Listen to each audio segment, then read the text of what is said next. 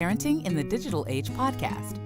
Many parents are concerned that their child might be falling behind. Others are just looking for ways to help their children thrive, not just in the classroom, but socially, and well into their future careers. Each episode, we explore the challenges facing parents in the modern world, from behavior, education, and nutrition to device and gaming addiction. We interview a range of leaders in the area of childhood development to help you successfully navigate parenting in the digital age. Here is your host, Jamie Buttigieg. Hello, parents, and welcome to another episode of Parenting in the Digital Age podcast. Joining us from Israel today is Avigail Gimpel. Now, Abigail is a teacher who has worked with students in New York, Moscow, and Israel. While teaching, she developed an intervention program for students struggling with ADHD symptoms. Abigail has spent a great deal of her life immersed in studying and developing treatment options for ADHD for her own 6 kids and many struggling students. She collaborated with her father-in-law, Dr. Amnon Gimpel, psychiatrist and neurologist, and developed a parent training program.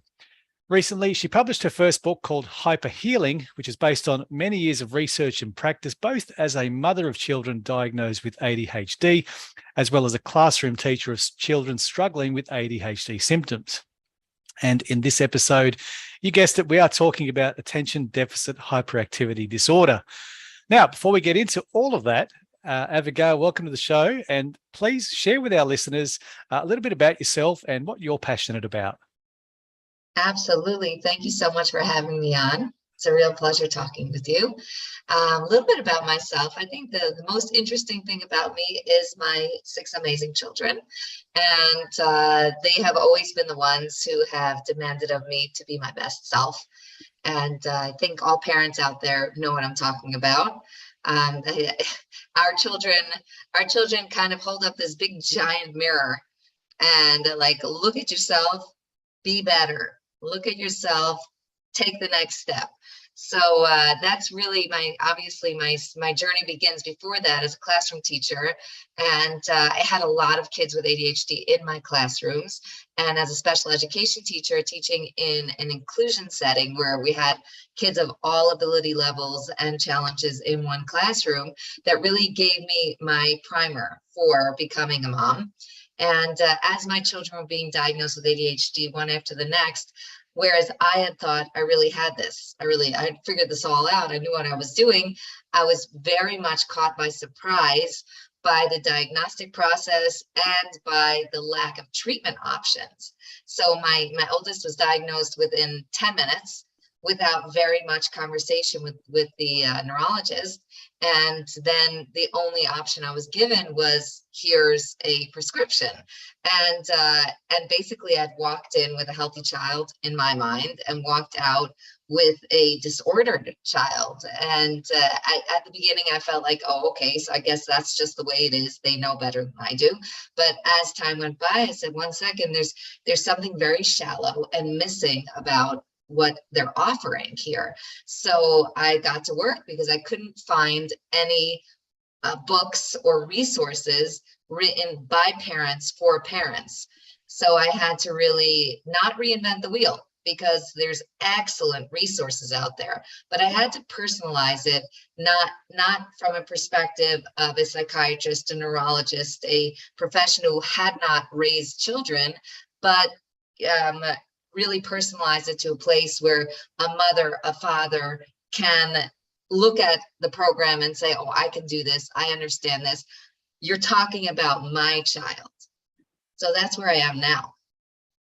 Yeah, absolutely. And you mentioned in there, you talked a bit about the diagnostic process for ADHD. In your view, is that reliable? And, what could a parent learn from that diagnostic process? I am very disappointed in the diagnostic process, because essentially what we've done is we've taken a list of observable behaviors, and we've lumped them together, and then we've said, okay, if we can see these observable behaviors in this child, therefore they have some kind of disorder or a neurological issue, lack of dopamine. We've created a very big story around a list of observable behaviors. And that is not something that we rely upon in any other area of medicine. if you come in with your child with a sore throat or a tummy ache, the doctor is going to touch you. The doctor is going to check. The doctor is going to put a little stick down your throat. She's going to be curious. She's going to want to find out what's causing the problem.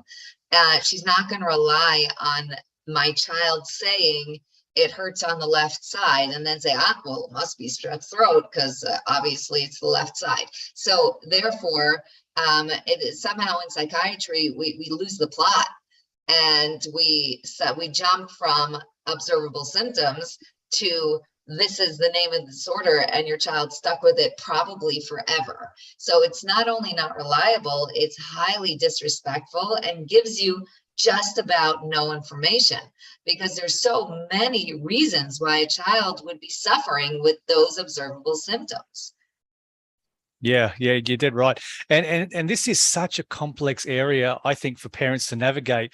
And, as ADHD often requires, medical, educational, behavioral, psychological intervention, it's really multifaceted. And so what are, let's look at some of the practical interventions that parents can use for a child with ADHD. First, I will start with the curiosity part, which is look at your child. And I tell parents, study your child for 2 weeks. Okay, you know your child. You have absolutely every idea of what's causing the child to tantrum, what's causing the child not to move, but maybe you don't.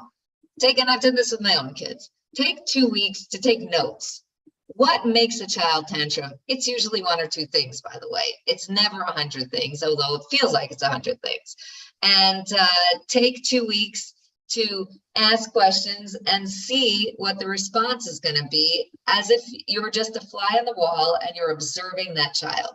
So curiosity stage is very important, because when you're looking at a child with fresh eyes, you might notice that the child often has a runny nose. You might notice that the child is crankier when they haven't eaten. You might notice that the child has an emotional situation where we're butting heads with a sibling all the time.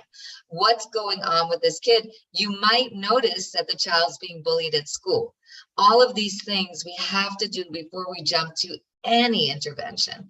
Once we've done that, then we can get an idea of what direction to take.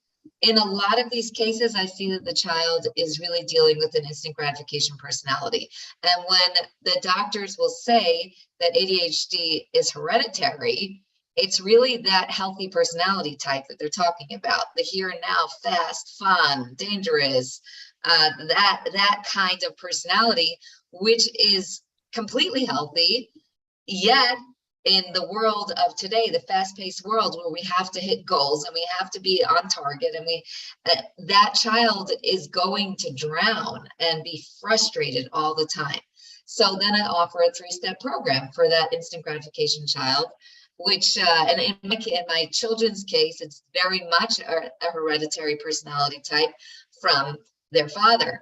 My husband is probably the most energetic person you'll ever meet. It would be fun for you to meet him, of course, because he's a great person. But so we have to first learn a new kind of communication, because this is a child who's instant gratification, which means if we're yelling a lot, then that child's going to make sure we yell some more. So we've got to pull ourselves together and learn a calm, respectful communication. And then we have to help that child create habits, because they're missing habits. Someone who's always running after what's the next fun thing to do is always going to give up on things that require too much effort. So we have to walk them through it by adding the fun to it, adding the excitement to it, and help them create habits that they absolutely don't have. Waking up in the morning, doing homework, showering. Any parent out there knows what I'm talking about with the showering, the shower nightmare, where you can't get the kid into the shower, but once they're in there, you can't get them out again. So that all those routines are things that are playing, they're really being challenged by this instant gratification situation. And finally, it's really important to have very firm discipline. And I actually teach parents how to punish properly in the most respectful way possible. And parents look at me, they're like, that's not a punishment. But it is. It's discipline that's very consistent, very loving, and helps children make better choices about the next step they're going to take. So that's really the beginning of the discipline of the intervention program. Yeah, wonderful. And it is that curiosity and taking notes. As parents, we think we know our kids very, very well. And to a large extent, we do. But it's that process of stopping, reflecting, and observing and taking those notes down that you discover those other things, right? Yeah. And you talked about discipline. Maybe before I go to my next question, maybe I can ask about what are some of those examples of how you teach parents to discipline that maybe they sort of said, oh, that's not discipline. What does that look like? Yeah. Can you give me an example? Sure. And I actually want to give credit where credit is due. This is a program that's developed by Dr. Alan Kasdan. And what he recommends, that it works so beautifully, is a 2-tier punishment program, where tier 1, before we begin the 2 tiers, we have to really explain to our children the purpose of punishment and what's going to be happening. So the purpose of punishment is that this is a good child, a child who wants to make the right decisions, and then that child is challenged and makes the wrong decision. So a punishment really is a parent saying, stop in your tracks, you can do better. Let's help you make a better choice. So that's our goal. Our goal is to stop the child, and that's essentially the punishment, and then help them do the right thing. That's a correction. So the first part of it, and this has made many parents very upset at me, but it's really a powerful tool. So what we do is that we have a list of chores that a child can do in the house, and what we do is when the child misbehaves, we'll say to the child, okay, that in our home we're not allowed to do X. We're not allowed to hit a sibling. And you broke that rule, and they're calmly, because if we yell, that's going to give them too much instant feedback, and we just rewarded them by mistake. So we're going to say calmly, you just broke the rule in our home, and therefore you now have to wash a few dishes, clean a window, take these boxes from this side of the room to that side of the room. I like doing the physical things because our kids are kind of physical, and they've got a lot of energy. So the physical things are good. Now the reason we have to explain this is because parents get nervous. They say, 1 second, I want my kids to like doing chores, which is kind of funny, and only young parents say that. Because no one likes doing chores, but when kids are very small, they like getting involved. The reason they're involved is because they're having a good time doing something with you. Once they're older and you tell them to set the table or clean their room or fold laundry, they don't like chores, and they never will. So we're using something neutral to negative, and we're saying the stopping is the punishment. You've just done something that was not allowed, and now I'm giving you the opportunity to correct that by doing something positive. So when a child does a chore, that child's doing something positive, and we're very grateful and thankful, and we give a compliment. When a child finishes a punishment, we do the same thing. We say, you've chosen well. You are powerful in your ability to choose to do well, to do right. And we give a compliment on that too. The child organized a drawer. You're excellent at organizing that with some really great listening. So that would be, and then we have there's a lot of parents kind of shaking their heads and saying, yeah, my kid's never going to do a chore. Forget you. I don't know who you're talking to. Right. So my kids were the same way.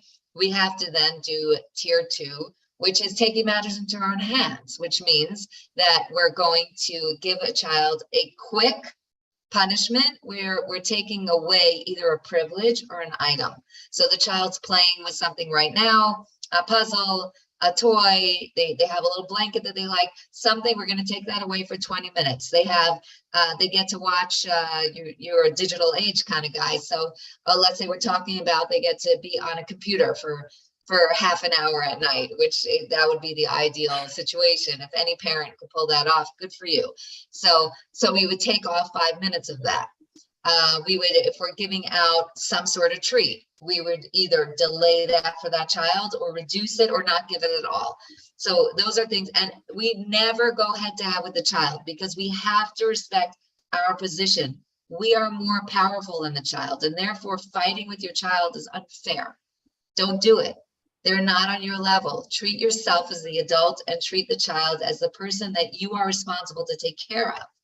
So therefore, if the child starts going crazy and is all upset about the punishment, up it a little bit and then try to get away, because you're the oxygen in their tantrum. So we want to get that tantrum to calm itself down, and it will. And when it does, we're going to say, that was great. You were very upset and you were able to calm yourself down. That was some excellent self-control. So there we have it in a nutshell. That's great. There's actually a lot to unpack there, and I reckon many parents right about now are hitting the rewind button to go back and listen to that two-step process, because so that, just so I got this right, so we go to that phase 2 or step 2 if they refuse to do the chore, right? Right, exactly. Okay, perfect. Thanks so much. There's a lot of common sense in that, and it's not necessarily the way I would have approached it, but it's certainly something for us to try, and I think many parents would be grateful for that tip. Thank you.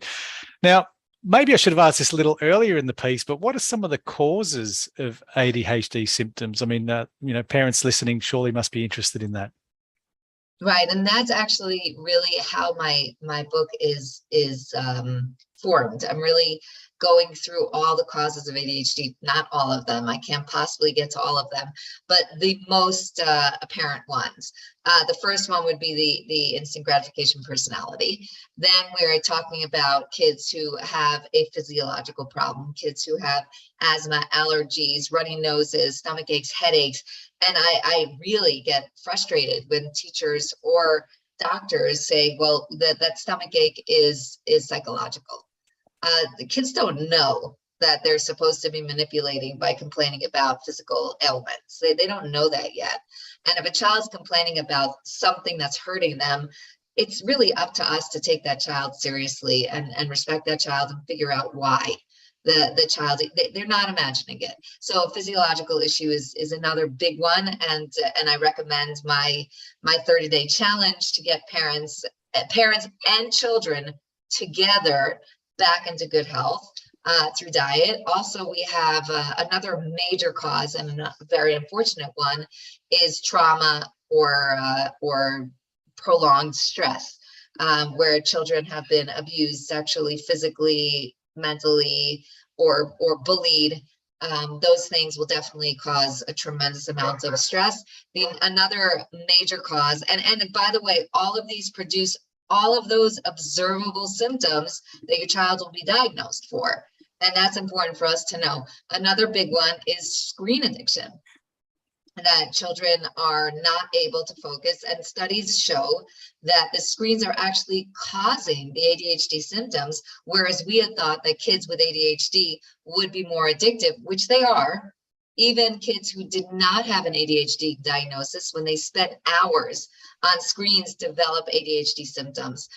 Also, our separation from nature and from exercise. We don't move nearly enough, and we're not outdoors. Outdoors are incredibly calming. In my family, when we're doing an activity together, we actually just got back from a 5-day vacation. Finally, I've got a son in the military, so we never get to go any place as a family anymore. But what we did every single day was be out on the water, out on a hike, out in nature, and the kids behave beautifully. They're happy, they're calm. So those are some of the main symptoms the main causes that we're looking for, and each one of them does have a different type of intervention. Yeah, it's fascinating. And this notion of screen time, we teach kids coding at Skill Samurai, and we're on screens, and we really work hard to try and help kids have a healthy relationship with technology. But then there's this other part of it and I had no idea, that screens can influence or impact ADHD symptoms. And, screens are so much about, we're on screens right now. They're literally or something that's unavoidable. So maybe sort of an unscripted question here. What do you suggest, or what do you recommend? What's your advice? And even just your experience as a mother, how do you control and regulate the amount of screen time that is healthy? I know it's a broad question, but just maybe some thoughts for parents. Now, I do want to add here, it is a good unscripted question, that our children are all getting to pornography And that is another cause of confusion, ADHD symptoms, psychological and emotional distress, especially when they're getting to it too young. I don't think there's any age where they should get to it, not even well into adulthood. But when they get to it at a very young age, what I refer to that as screen rape. And just as we would never allow someone into our living room who's undressed, we would kick that person out of the house and say, no, thank you, not here. But yet we leave one door open, and that's the screens. So the first thing I beg and plead with parents to do is please put some kind of screen on your children's, some kind of protection on your children's screens. One that I've been using a lot is Custodio, and I actually use it for my clients as well. My teenage clients who ask for help with this area, I tell them all that they need help, but there are a few brave ones who actually say, please help me with it. We block out any pornography site and we seal it so the kids cannot get to it. And this is the minimum thing a parent can do to protect their children. We're not letting our children go into strip clubs, so stop it. Don't let the strip club come into your living room or your kid's bedroom, which is usually where it's happening. Anyway, besides for that, I highly recommend that. So for some people, this ship has sailed, but for parents who haven't yet given their children a smartphone, the smartphone really is a privilege and a responsibility. And parents have to give it to them under certain conditions, meaning we can control the amount of hours that our children are on screens using Custodio or any other kind of program. There are many good programs out there. And just last night, my son had quite a meltdown because his screen time had ended on his phone. And he was in the middle of sending a WhatsApp. And he was just very upset.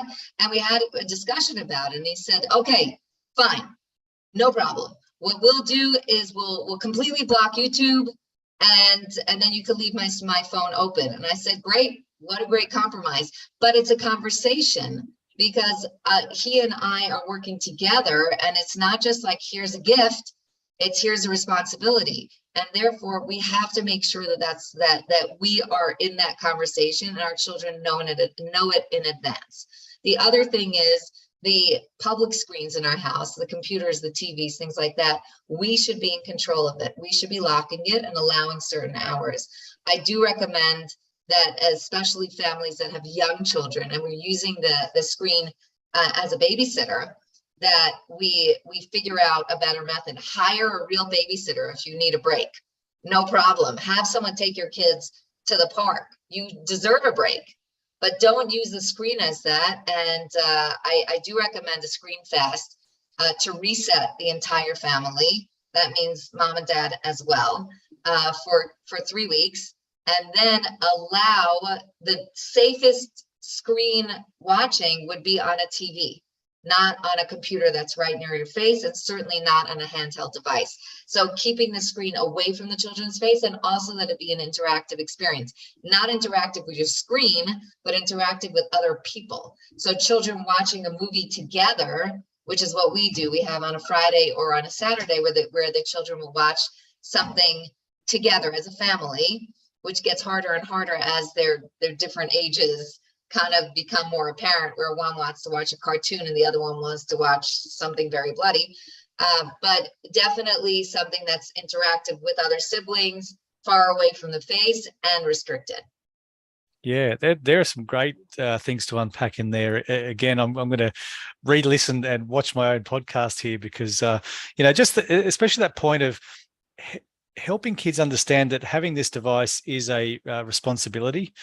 And it's a privilege, and then creating these healthy conversations that can happen often is a great way to have kids introduced and interacting with screens regularly and healthily. That's a great one. And also your point there on, how to make TV or how to make screen time, even other devices, might be a tablet, but how to make that interactive.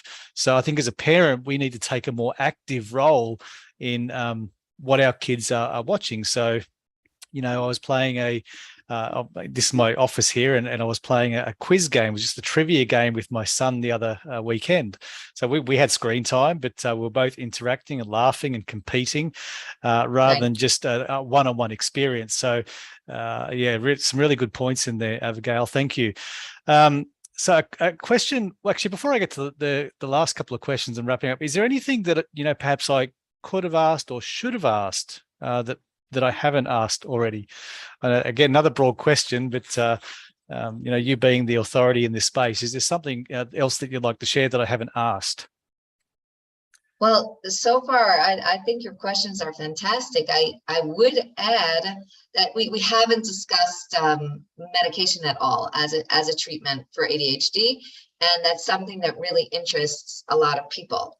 And if you'd like to open that topic, that's the topic of my second book, HyperHealing, Show Me the Science, where I think that a lot of parents, I know I teach in college, and my students, they will not let me get to the interventions until I've fully discussed medication. And they get very impatient with me until I give them all the information that they need to know. And but the thing is that I do feel that since that is generally the only intervention offered, parents really need to know and have informed consent when it comes to medicating children.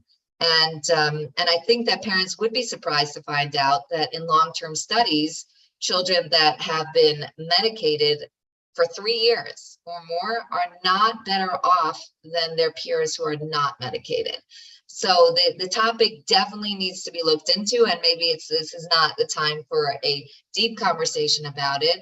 But I would say, just as a quick comment, that before going straight to the medication option, we should definitely consider really looking at what's going on with the child and seeing if we can use that as our last option. I medicated 3 of my children, so it's not an anti-medication comment, but rather, in most cases, the reason why the child's suffering is not for lack of Ritalin. And therefore, we need to first look at why the child's suffering and never mask the symptoms. Because in some cases, if you think about it, if a child, God forbid, being molested or some other terrible experience, and then we're just looking at behaviors and giving a pill, then what we've done is shut down the only means of communication that child has to let us know something's going wrong. Children will behave well if given the opportunity to. So in terms of that, I think it's important that we just consider that not be our first line of treatment, but a treatment option once we've really respectfully looked at the child. Yeah, great point, and thank you for adding that. So one question we like to ask all our guests, a bit of a fun question at the end of each podcast. If you could go back, let's say, to your 10-year-old self and give yourself one piece of advice, what would that be? Wow. I'll tell you what, it is a great question. I am a firm believer that everything happens for a reason, and that the journey we're taking is the right journey for us. So whereas my knee jerk would be like, okay, you got to get your hairdo in order, because you're going to look back at those pictures and you're going to be humiliated. Things like that. So there's a lot of things I could correct, but I feel like I looked really weird, and that was for a reason. Maybe it was, I don't know, to build my confidence. But I would say that the journey is precise. And when I look back, it's more to learn from it and less to change it. Wonderful. That's good insight and very fair. I like that view. Now, for our listeners that want to get in contact, find your book, learn more about you, how and where can they do that? So the best way to get in touch with me will be through my website, which is hyperhealing.org. There you could subscribe and get newsletters with tons of free advice. And also you'd be first to know when I'm putting out a new product, a new book. My audiobook's coming out pretty soon for those of you who simply don't read anymore. Right. That's a lot of us, I think, at this point. That's thanks to the digital age. We've stopped reading. And you can also interact with me directly, send a message. I'd be always happy to respond, always happy to hear your thoughts, your contributions. And you also could find me on YouTube. My channel is HyperHealing Mom or just Avigail Gimpel, and Instagram, hyperhealing.adhd. I think those are the best ways to get in touch with me. Of course, I'm on LinkedIn and Facebook as well, but I don't like those as much.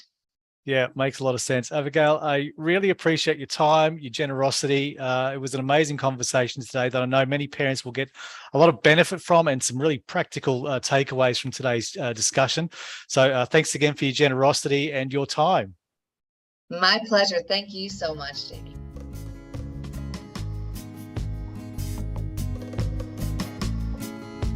If you enjoyed the show, please connect with Jamie on LinkedIn or Instagram. You'll find links in the podcast description. Parenting in the Digital Age is sponsored by Skill Samurai, Coding and STEM Academy for Kids. Skill Samurai offers after-school coding classes and holiday programs to help kids thrive academically and socially while preparing them for the careers of the future. Visit skillsamurai.com.au.